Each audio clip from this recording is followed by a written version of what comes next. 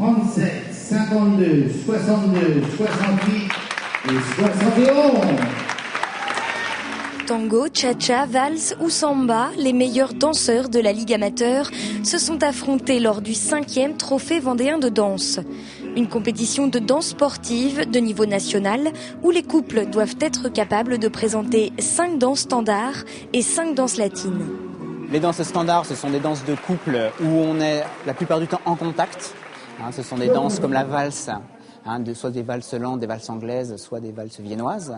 Tandis que les danses latines, là c'est autre chose. Ça va être du cha-cha, ça va être un mouvement de corps où on va vraiment donner quelque chose avec son corps. Les danseuses sont habillées la plupart du temps avec des mini-jupes.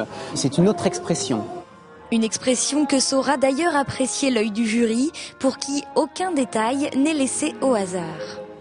La première chose, c'est la posture individuelle de chaque danseur, parce que ça va effectivement participer à l'équilibre du couple. Ensuite, la technique va servir à avoir une bonne interprétation sur la musique, mais il va y avoir aussi les qualités personnelles de chaque danseur et danseuse qui va être magnifiée en fait par cette technique-là. Et de la technique, ils en ont, les champions du monde 2009, mais pas seulement. La danse, c'est avant tout un jeu entre le danseur et sa partenaire.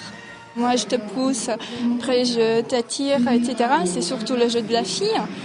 Mais après, dans la rumba, par exemple, c'est surtout jouer l'amour. On essaye d'être plutôt ensemble, de montrer ce que c'est l'amour. Et le couple a plutôt bien joué puisqu'ils ont remporté haut la main ce 5e trophée vendéen.